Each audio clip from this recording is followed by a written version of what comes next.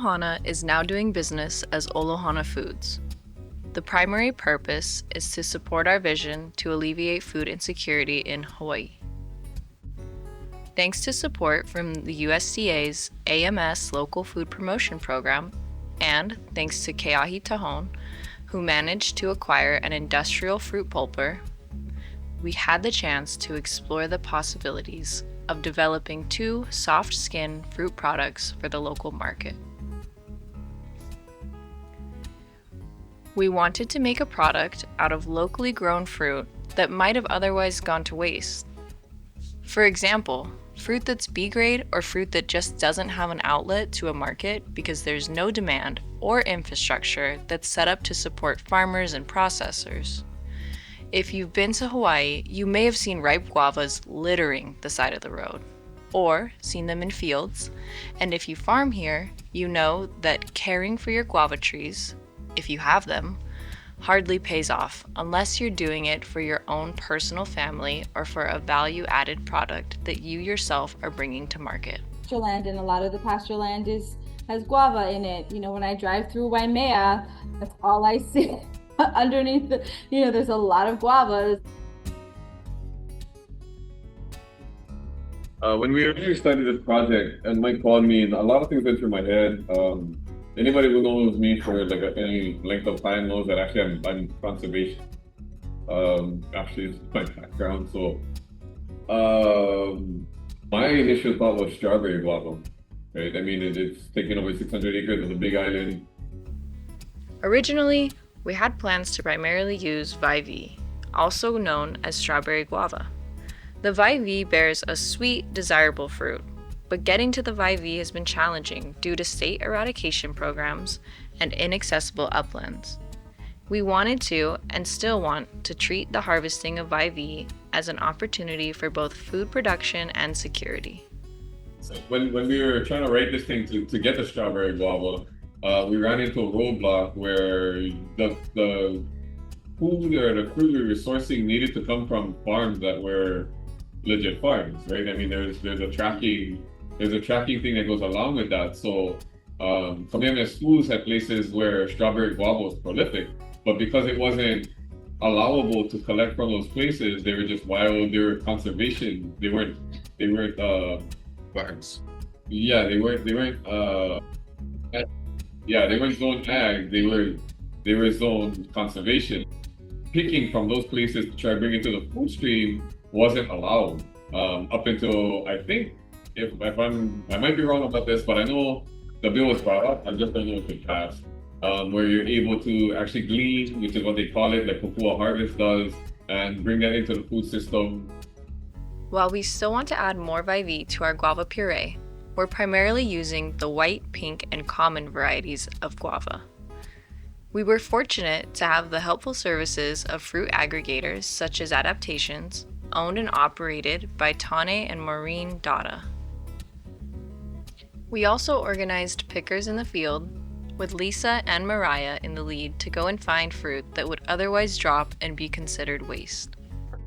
Those are some of the things that I thought of because it was another thing that we never really thought about, right? When I first read the grant and we were implementing and going out there in the project, because I would get fruit and it'd be just all kinds of different fruit, and you can't use it all, and you can't be paying $2 premium price for guava for a product and make it feasible if it's rotten, right, when you get it.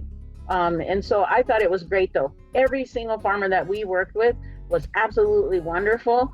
Like, if we learned, you had to kind of prep them, and what I did was I just went in the field with them. So I just jumped out there and picked with them and let them earn everything. But I would wash the fruit right there and show them and everything and weigh it, and it'll about take somebody else to honestly be there, because this stuff spoils as fast as you put it in the bucket. So I mean, you've got a couple hours, especially on a really hot day. So when you pick it, that's the challenge, is to keep it cool and to get it in on ice. We produced guava puree and packaged it in several different sized bags. Then we froze it. Here in Hawaii, there are different Department of Health rules for food processing depending on a number of things, including what your product is, and if you are going to sell it directly to consumers or if you're going to sell to wholesalers. It actually took us quite a long time to get certified, to do all the certification, to figure out what, to get all of our SOPs in place, to get all of that kind of figured out. That was actually a larger challenge than we thought. It took us a lot longer to get that. And then once we finally had that, it was not guava season. We were like, oh no, okay, well, now we have it all, but now we need it to be guava season.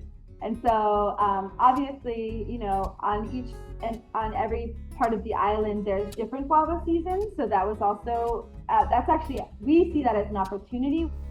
Our customers here in Hawaii are wholesalers. They purchase our guava puree and resell it as is, or use the puree to make other products like juices or soda. We surveyed our customers to find out what works and what can be improved.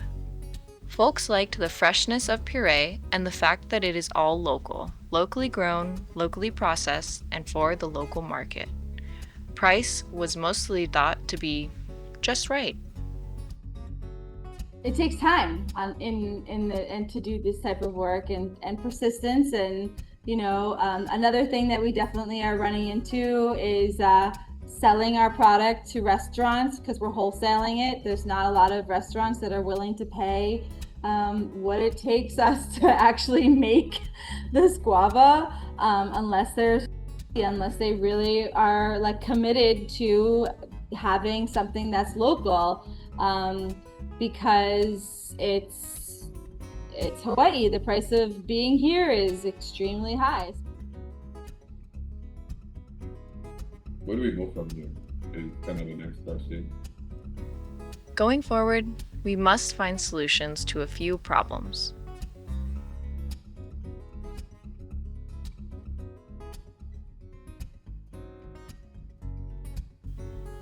We learned that we need to build a food processing space around the pulper. The space needs to accommodate our workflow, our tools, and our harvest.